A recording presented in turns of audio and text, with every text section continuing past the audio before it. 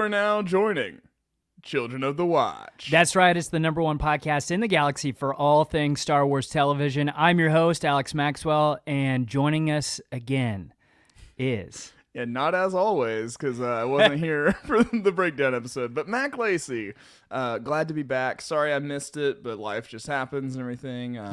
But, you know, I'll be back on next week, so... Yeah. Hope you guys didn't have too much fun without me. But Well, we did have a lot of fun. Our guest, Jonah Marie, just so great.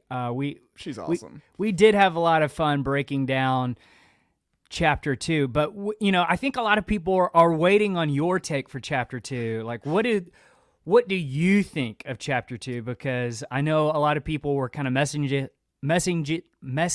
us on Twitter, Instagram stuff. They want to know what you think, Max. So take it away.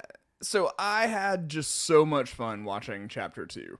A lot of my fears of the show not living up to everything in my mind, I think, have been put to rest, because this episode gave me so many unexpected things that I just did not see coming, but was here for the whole thing. I loved the Tuscan stuff and the parallels between the struggles of indigenous people in America and the West, and I love the Tuscan Queen is the coolest Star Wars character ever. I'm just calling really her cool. Tuscan Queen. Yeah, that's what we called her. Yeah, she's incredible. Just like, she just seemed to be taking so much almost like playful delight in like hurling these people off the train and everything. Like, yeah. She's just super cool. But I loved the lizard spice trip. Just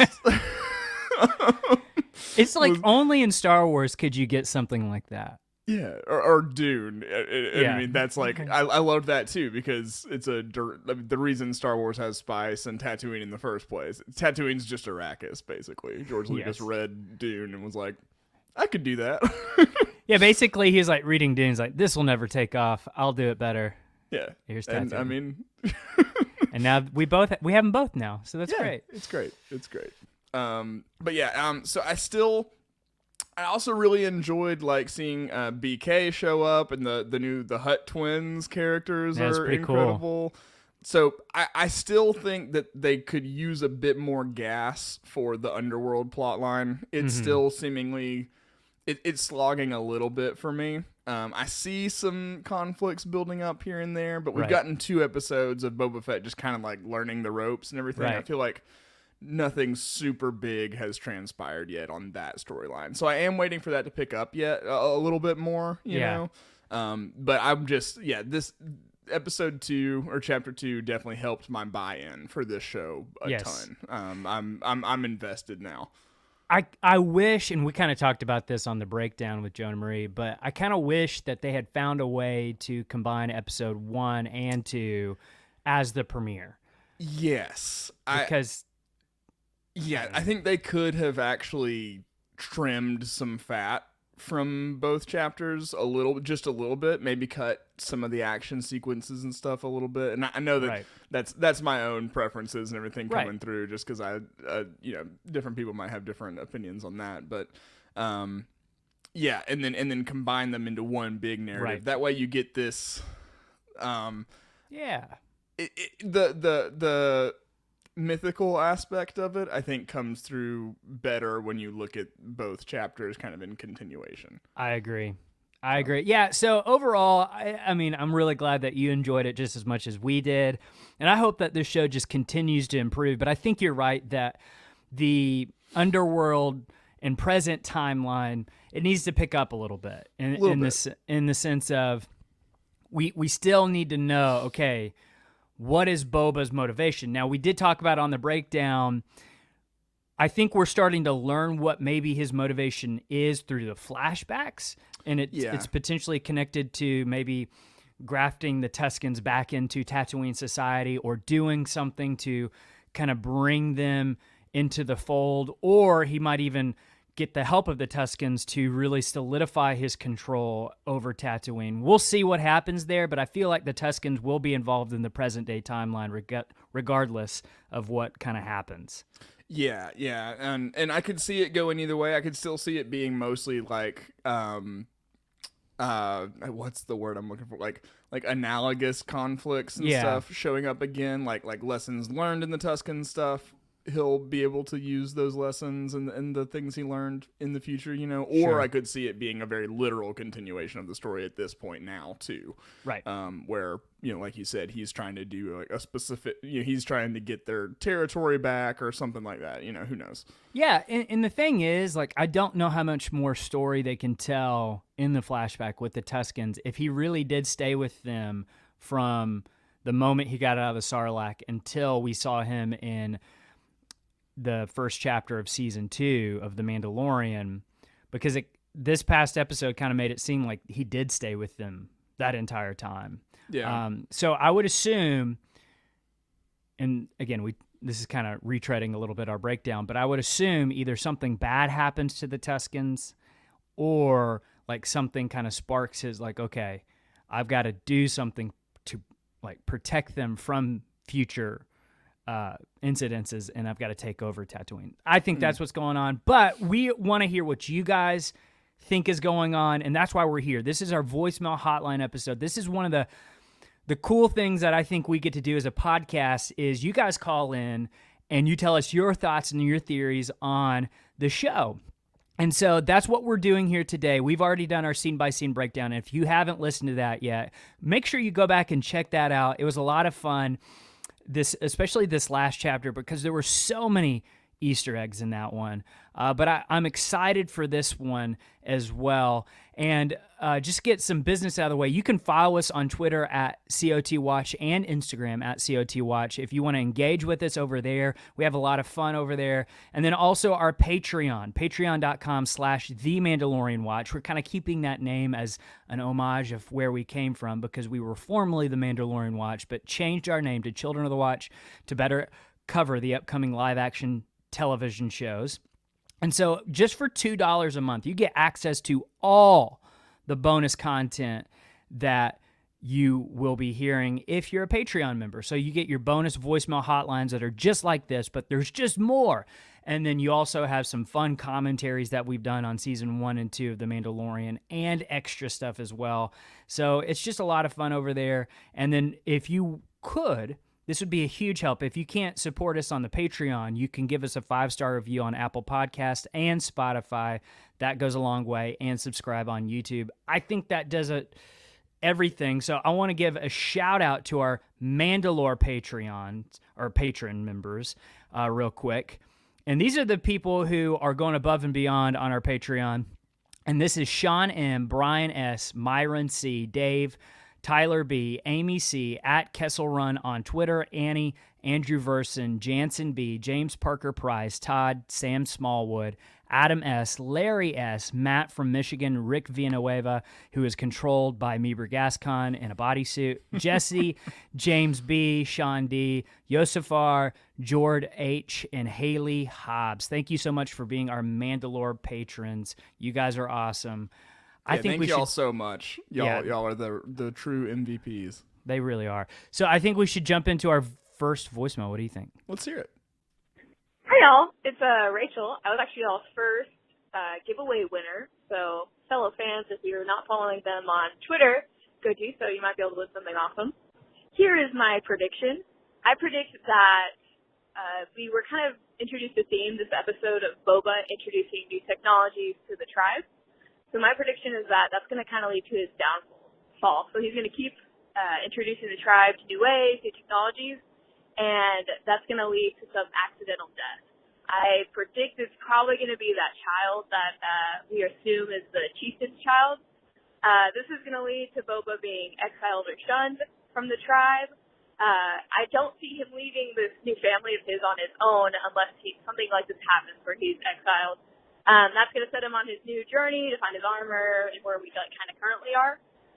However, I think in the future of the series, he's going to need the tribe's help in some way. So he's going to have to go back to them, make amends, and ask for their help in his new empire. I just think the tribe is too cool. Their culture is too cool. Their whole warrior status is too cool to just kill them off. So I think Boba is going to have to be shunned or exiled in some way. I love y'all's show. Keep the watch. Thanks. Whoa, Rachel. First of all, thank you for giving everyone proof that we do give away our giveaway prizes. People do win those.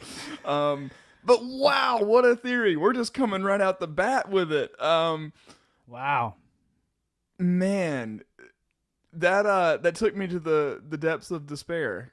It made sense. Like when she went further into the voicemail, it made sense why she was thinking that way. Because at first I was like, "This is really dark," but then like, yeah, they are really skilled warriors, and they seem to be able to hold their own. And I do like the idea that was kind of introduced in chapter 2. The leader did say like, the off-worlders, they have technology and we don't. And Right. Boba's like, no, you do. And so that might be something. I mean, she could be right about that. That might be something that could end up being the downfall of this Tuscan tribe.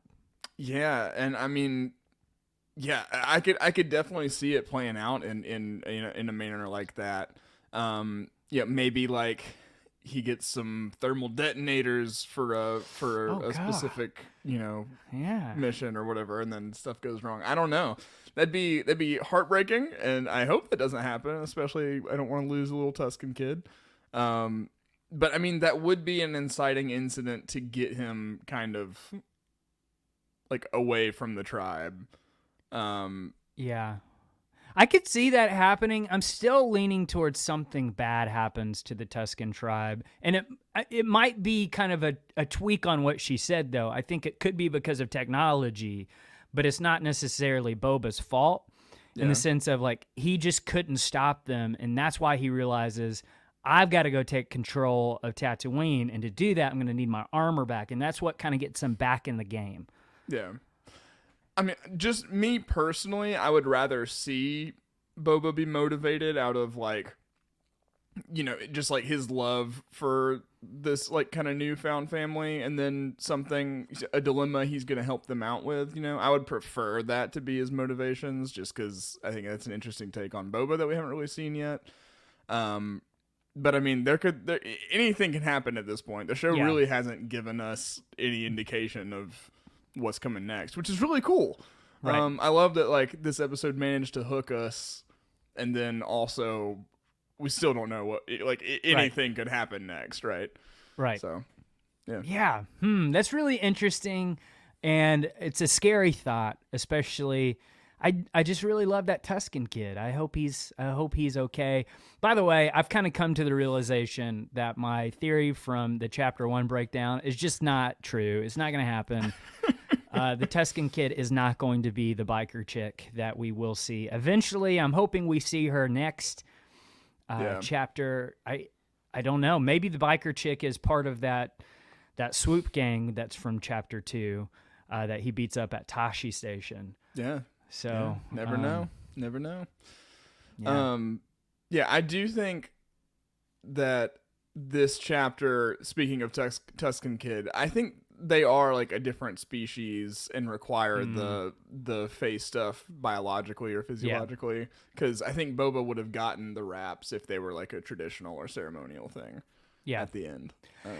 Yeah, and then I guess to kind of play off of that too, like when he is being robed, like in the Tuscan robes and stuff, that scene kind of parallels what we saw in chapter 1 when Boba is being robed by the droids. Right. And it seems like maybe that black underrobe is like actually just like a version of his robes that he wears as a Tuscan tribe member. You know what I'm saying? So it's like he's kind of wearing the Tuscan robes and then puts the Mandalorian over it. So we talked about this a little bit. I'm not sure whether it was on this voicemail hotline or the Patreon voicemail hotline, but the whole thing was Star Wars and their clothing, right? Yeah. That could be representative of like he's still Tuscan at heart, and then he puts the Mandalorian armor over that. Like he has become a new person, like we saw at the end of chapter 2. He has been accepted into this tribe, and he's part of this Tuscan tribe now. Whether he's a Tuscan or not, he's part of this tribe. And so like he hasn't lost that part of himself by putting the Mandalorian armor over the robes that he wears as a Tuscan tribe member. Yeah, I really like that. And I like that, the Mandalorian armor is such a personal, right, significant piece of like clothing or whatever, and then the melding of those two things as kind of these two different facets of his personality and of his lineage now. Yeah. It's a cool thought. I like it. Yeah, it is cool. Thank you, Rachel, for your voicemail. Let's do the next one. Thanks, Rachel. Alex and Mac, oh my gosh. Episode 2 of Book of Boba Fett. I can't believe it. This is Clay again from Georgia. Wanted to call in, and I can't believe what we just watched. I just rewatched it for the second time, and I'm curious to hear what predictions and themes you guys have caught for this episode. Wanted to throw this out there and see what you thought of the theme behind his dream whenever he is kind of going in this transformational state of being accepted by the Tuscans. I'm curious if, and hear me out, with this, it's essentially his second chance at life, because the flashback of his dad Django and leaving in Camino, and then also him fighting in the Sarlacc pit, that shows kind of where his first half of his life left off, and so now we're on part 2. So yeah, would love to hear what your thoughts are on that, and then also for some predictions, do you think he is going to be fighting the mayor, or even the Hutts, or is he going to have to partner up with the mayor and maybe join their side to fight off the Hutts? So yeah, man, this is can't wait to hear what you got to say. But this is probably one of my favorite episodes by far of anything, even including The Mandalorian. So one last thing I will mention, actually, since I've got a little more time, the detail with the train scene and the music in the train scene, and also whenever they're in the fire pit, whenever he's getting his gaffy stick and doing the dance, the music is so on point. So I'm excited to hear the soundtrack once it releases. Yeah. So again, thanks for letting us break this down and everything. Appreciate you opening up the voicemail, and man, it's amazing to watch Star Wars right now. I can't believe it.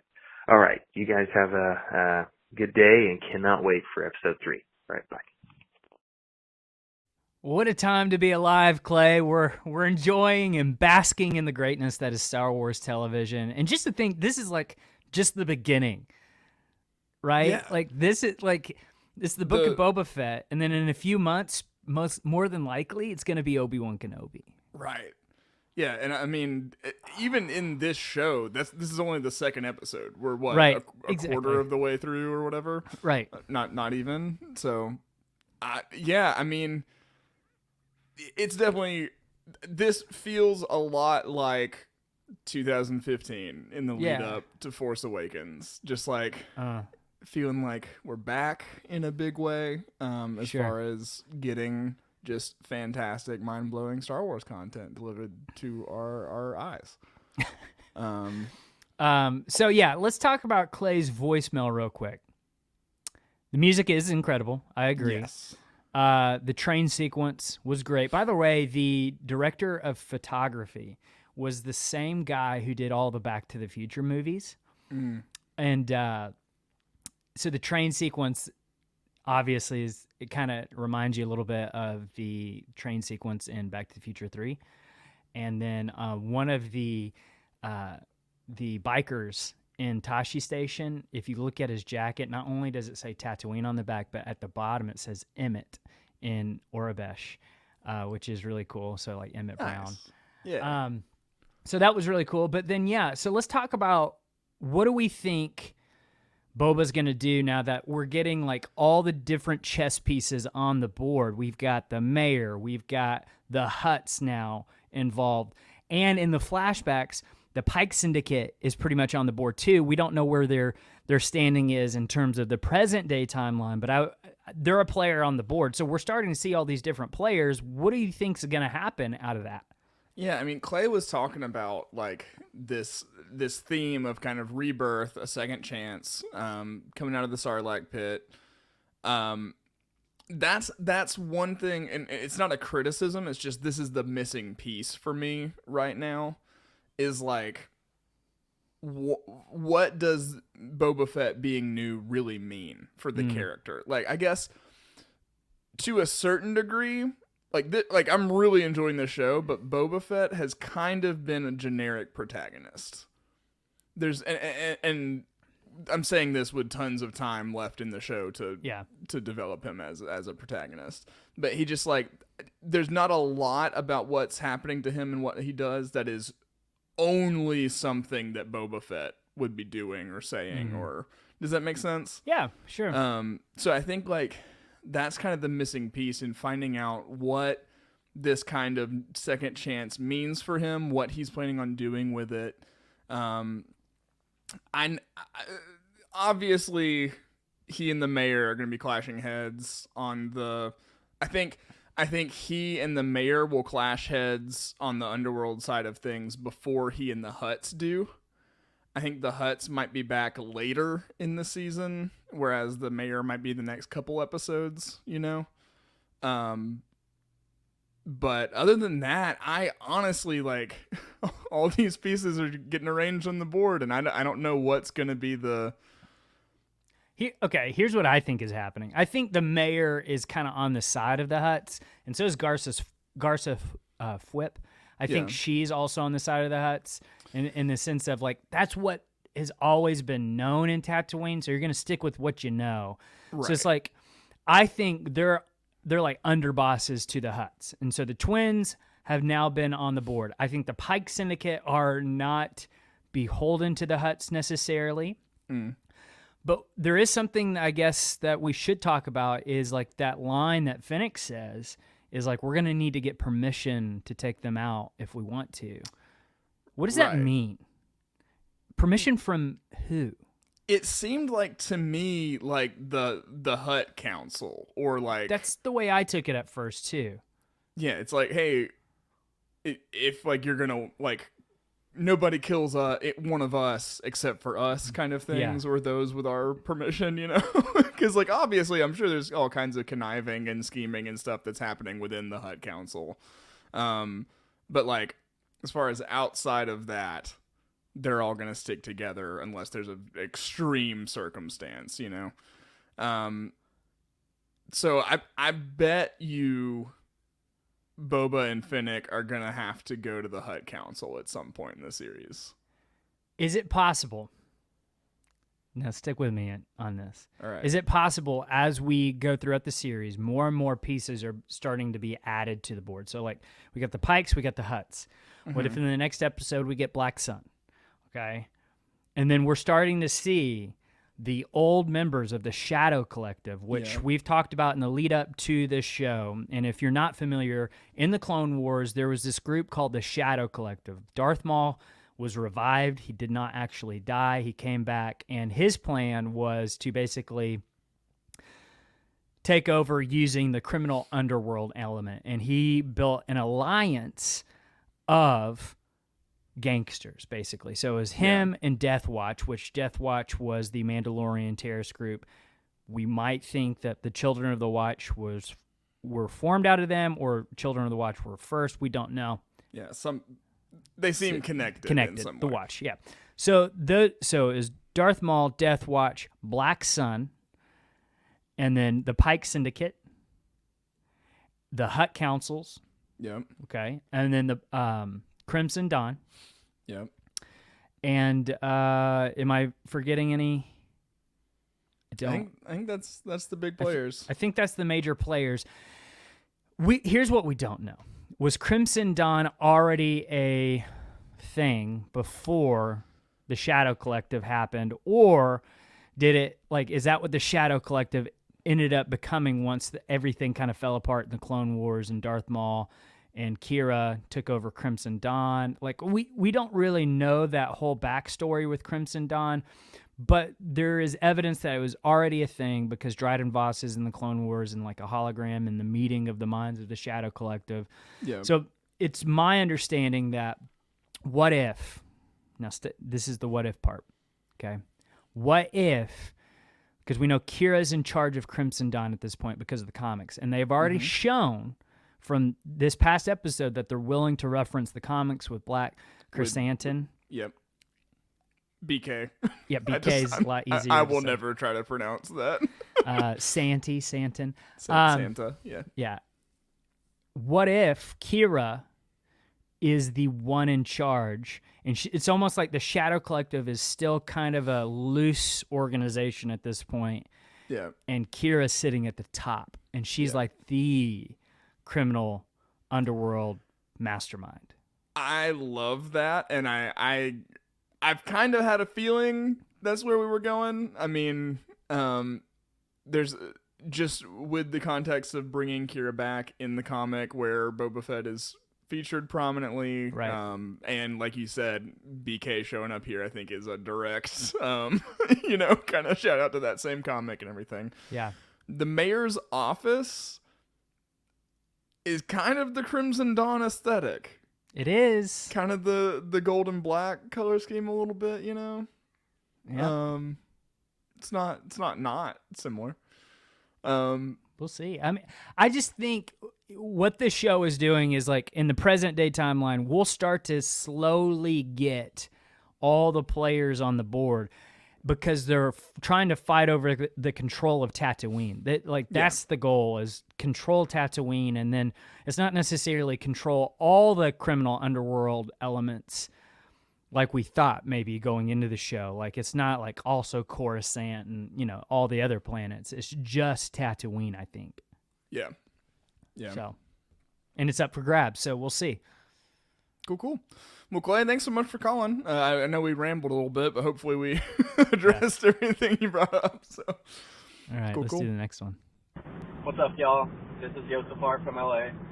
Just calling, thinking a lot about the guys carrying the litter for the Hutts, and I was wondering if there's a worse job in the galaxy that y'all can think of, because that one looks pretty terrible. All right, thanks. Bye.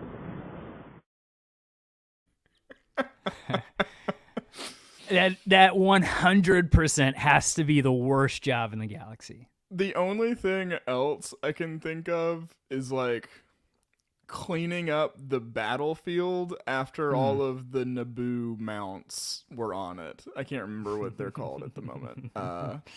Eopies? No. Yeah. I don't know. That's from those are on Tatooine, actually. Those are like the camel type things. Gotcha. I don't know what the Gungan ones are. I don't know. What are they called? I don't know. Anyway, but yeah, it's got to be like the dirty jobs of the Star Wars galaxy definitely has an episode on carrying a Hutt litter. Go back to watch that episode, and when the Hutts are there, the two in the middle, like it sags down in the middle, and like the two, like their knees are literally wobbling. They're like really struggling. I love it. It's so good. Yeah, that whole scene was just. It was that larger than life absurdity that this show has delivered on really well so far. Yeah. That's just another example of it. Like two twin Hutts, one with a goatee. Tattoo goatee. Goatee. Using a mouse like a gerbil to wipe its sweat off. And then they employ what looks like Rob Liefeld's take on Chewbacca. Hey, that reminds me, no Dash Rendar yet. Not yet. BK has big 90s EU energy, though. Well, I mean, like, he's basically the realization, like in Shadows of the Empire, where Dash Rendar is in, like, that's the whole thing that brought him in. Chewbacca had to dress up like a bounty hunter. That's pretty much what he looked like. Yeah, except he had like a flat headband top. and stuff. Yeah, he had like a flat top mullet. Yeah. The 90s were such a magical time. Oh, they really were. All right, let's do the next voicemail. Hey guys, what's up? It's Brandon from New Jersey. Big fan of the pod. Just wanted to give a shout out and say this episode is great. I wanted to discuss one particular point. When Boba is talking about, like, potentially going to war with the twins and having to get permission to kill the Hutts. I saw a bunch of stuff online that was basically saying that, he'd have to get permission from the Republic because there's some sort of a treaty with the Hutts and so on. But I actually think it's a bit different. I think he has to get permission from the Pikes, given after the Tuscans and Boba captured the train, and then he offered them free passage through the dunes. I feel like Boba's going to become kind of a partner or a Tatooine leader counterpart to the Pike Syndicate, and he'll actually be sort of reporting to one of their leaders, but in doing so, helping to free the Tuscans and kind of liberate them from their bonds in a very Paul Atreides Dune-esque style. So, let me know what you think. Thanks a lot. Great pod. Looking forward to this episode's recap. Have a good one. Cool. Thanks so much for your call, Brandon. Yeah, I love the different possible takes on kind of what we were just talking about a minute ago. I love that the idea that he would have to get permission from the Republic is a very interesting Yeah, I hadn't concept. seen that one. I guess kind of because the Empire, them leaving created such a power vacuum with the crime syndicates. Also, there were in ways the Empire controlled them more, but then in ways controlled them less as well. So I guess just I could see the Republic getting involved with that kind of thing to try to regulate some of that instability, if that makes sense. Yeah. I feel like they would be more they're more on the surface altruistic and everything though. Oh, for sure. Painted. So I feel like they would want to eradicate crime more than it's just it. How realistic is it in their position and how much power they have? Because obviously, even though they beat the Empire, I wouldn't say the New Republic is as strong as the Empire in my mind. Yeah. They're not. I mean, that's the whole reason why the First Order becomes a problem later, and Right. I mean, the Empire is still hanging out in all these different little corners of the galaxy. So, ooh, that kind of sparks something. Do you think the Empire will get involved at all? What's going on Tatooine?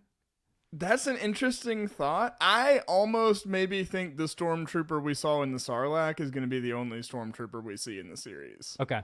I think that would be cool, in my opinion, because this would be the time when you would see the least stormtroopers on Tatooine, right? Yeah, I mean, right. So I like the idea of just focusing on the underworld. And maybe I would like to see the Republic kind of play the role that the Empire plays a lot of the time, because our protagonists are criminals, because they'd be running from the Republic just as much as they would the Empire. Yeah, I kind of feel like the New Republic is just going to be you know what, Tatooine, fend for yourself. Y'all figure that out. Yeah, yeah. We don't want to get involved. I can't see, and maybe Carson Teva of the New Republic shows up and is hey, you guys need to, nope, never mind. I'm going to get back in my X-Wing and just fly away. We'll see. Now, someone that we've seen on Tatooine before, but we haven't seen yet, is Peli Motto. Yeah. You think she'll show up at all in the show? I would love if her we're talking to. about who could show up now. Yeah, I love Peli. I could see her showing up. I could see if Boba ever needs something fixed, or if he needs something technological. He needs to acquire some new equipment or something in that realm. I could see her showing up in that regard. Yeah. I don't know though. I don't know. Well, let's do the next voicemail. All right, sounds good. Hey guys, this is Zach from Milwaukee. I just wanted to call in with some quick thoughts about Chapter 2 after listening to your breakdown. One thing that I'll start off by saying is that something that I've really enjoyed about this show so far is what we're learning about the history of Tatooine and the relationship between the different groups, and how that's influencing Boba Fett's goals and ambitions now in the present timeline. With that being said, in your Chapter 2 breakdown, you mentioned that a possible ambition of Boba Fett's is to reintegrate Tuscans into Tatooine society that after being hidden for so long. And I think that that's a very realistic ambition, given what we know about Boba's history and his time with them. And I think that something that the mayor said in this Chapter 2 kind of plays into that when you think about it, it might make a little bit of sense. He says, obviously, running a family is more complicated than bounty hunting. And I think that kind of goes as a warning to Boba that if that is his ultimate ambition in his role right now, is to reintegrate Tuscans into the society of Tatooine, but in that, getting these Tuscan tribes to communicate and interact and respect one another and coordinate all of that's a lot more complicated than simply being a bounty hunter. So I think that there's definitely a theory there and a conversation to be had there. And it almost makes you wonder that if that's the case, has Boba maybe got into something he can't handle, or he's maybe gotten in over his head. So I'd just love to hear your thoughts about that. And obviously, with all that being said, I really appreciate what you guys do. I love the show. It adds so much value to my experience watching the Book of Boba Fett. So thank you guys, and I look forward to hearing what your thoughts are. Zach, thank you so much for your voicemail and your nice comments. That honestly, stuff like that really, it kind of helps. I mean, like it helps me and like helps Mac, I know. And so thank you for your nice comments. In terms of what's going on with Boba and the Tuscans, I think you're on to something in terms of he is learning a lot from his time with the Tuscans, and Mac, you kind of mentioned this earlier, whether that's like an analogy of what he will be doing in the present time or is doing in the present time, or it's like literal, like he will take those lessons and apply them. We'll see. Now, I want to say, like, and shout out to Star Wars Explained for this video, because they did a really good job with this, and Joseph Scrimshaw from the Force Center was on this video, and it's called Why the Tuscan Raiders Are So Important. So go look that up on YouTube. It's really good. It's just like an 8-minute video, but basically they break down, here's why it's important. And this is not something I saw at all in the show, and like it kind of opened my eyes to the Tuscans. But basically, you have 3 representatives in that Tuscan tribe that are kind of like an analogy to Boba's life. You've got the Tuscan Kid, which represents his childhood, Boba's childhood, and how he was like as a child. You have the Warrior, who kind of represents who we all knew Boba to be from the original movies. Like, he is the warrior, he is the bounty hunter, and that's something that really came up in Chapter 2 a lot. Like, everyone kept calling him the bounty hunter and not giving him the respect as a leader.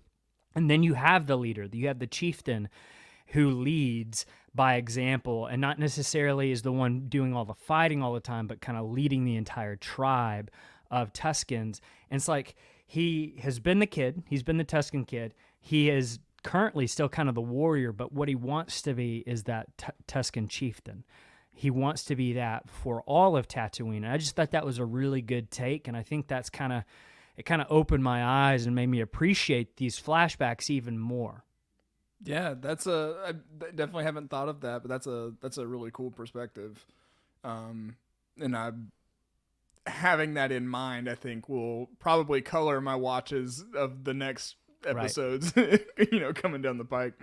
Talking about kind of like Boba being maybe in over his head with the running the the syndicate thing. Oh, sorry, podcast. The video element. Alex got me way off track. The syndicate. So Boba's running the syndicate thing. Alex. I'm so sorry. You derailed that train of thought harder than the Pike train got not derailed, but anyway. So yes, Boba being a little in over his head. If he is trying to accomplish a specific goal, like with the Tuscans, or like you trying to help them out in some way, or right or wrong, or something like that. If there's a specific thing he's after, what if like the reason Finnick is there is because he intends to just turn it all over to Finnick once he's done? I don't know what to think of Finnick, because like she's not in the show as much as I thought she would be, obviously because of all the flashbacks. Right. And think of the name Finnick, right? Like a fox. So crafty, sly. Right. Can we trust her? Finicky as well. Is that what you're getting at? Well, I mean, I was going more the fox element, like the sly, like kind of sneaky a little bit. Now that could be really good for Boba, but like I would like to know really, why is Finnick there? Like, why is she, like, I know maybe she feels something towards Boba for saving her, but like this goes back to, why was she there in the first place? Right. Yeah. There's more information on that coming down the pipe. I think we'll just have to wait and see what develops. Yeah. But I'm more excited than ever to see how this goes after that chapter. Absolutely. Well, if you enjoyed this episode, you can get more by signing up for the Patreon for just $2 a month. That's patreon.com/TheMandalorianWatch. And we're going to continue this conversation over on the Patreon.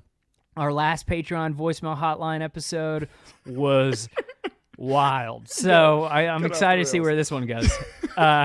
It's always the longer we spend on Mike, the more danger there is of just Yep, exactly. That's all you need to know.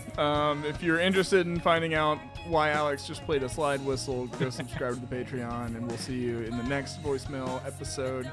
But until then, keep the watch.